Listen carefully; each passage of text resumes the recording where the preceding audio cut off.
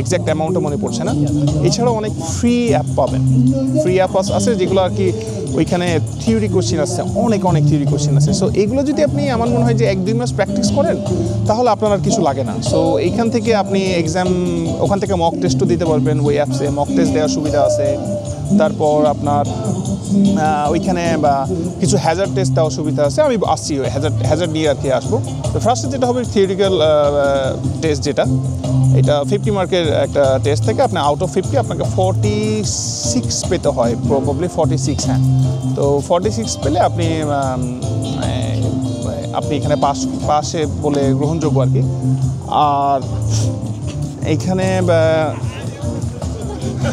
এইখানে হচ্ছে আরেকটা বিষয় যে থিওরি টেস্টের পরে আপনার যেটা হয় যে হ্যাজার্ড একটা টেস্ট থাকে। তো হ্যাজার্ড টেস্টটা বেসিক্যালি হচ্ছে কি যে আপনি যখন গাড়ি চালাচ্ছেন তখন যেটা হয় যে আপনি গাড়ি চালাচ্ছেন, আপনার আশেপাশে যে কানেক্টিং রোডগুলো আছে বা বিভিন্ন সাইড রোড আছে, এগুলো থেকে মানুষ আসতেছে বা গাড়ি আসতেছে, বা আপনি পেডিস্ট্রিয়ান থেকে মানে ফুটপাথ থেকে, যেটা আমরা বলি ফুটপাথ থেকে মানুষ হঠাৎ করে রাস্তার মধ্যে দৌড় দিচ্ছে কিনা, বা অনেক ট্রাফিক সাইন আছে যেগুলোতে হয়তো আপনার যেমন পেডিস্ট্রিয়ান সাইনগুলো আছে যেখান থেকে আপনার মানুষ ক্রসিং হয়।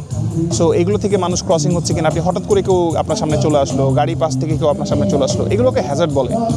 তো এই হ্যাজার্ড টেস্টটা হয়, এটা বেসিক্যালি একটা ভিডিও হয়। ভিডিওতে দেখা যায় এখানে আপনার যে গাড়ি, আপনাকে কনসিয়াস থাকতে হবে যে আসলেই আমার কী ঘটছে আমার রিয়েল লাইফ সিনারিওতে।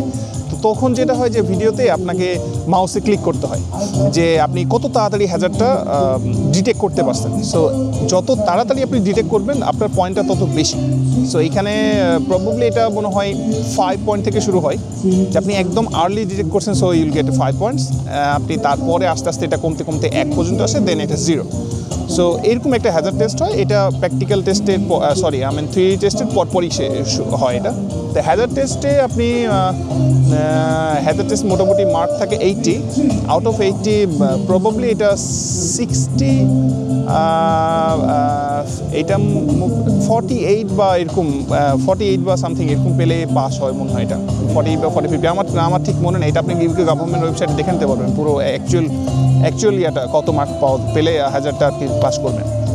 সো এটাও খুবই ইজি। এইটাও আপনি ওই যখন প্র্যাকটিস করবেন তখন ওই হ্যাজার্ড টেস্টের আপনি অপশনগুলো পাবেন অ্যাপসে, ওইখানে ভিডিও থাকবে, ওইখানে সেম সিনারিও একদম পুরো অবিকল সেম টু সেম জিনিস ওখানে দেখতে পাবেন। সো আপনি যখন এক্সাম দিতে যাবেন রিয়েল লাইফে তখন আপনার কাছে খুব একটা ডিফারেন্স কিছু মনে হবে না। দেন আপনি যখন আপনার থিওরি টেস্টে পাস করে ফেলবেন, থিওরি টেস্ট পাস করার পর দেন আপনাকে প্র্যাকটিক্যালের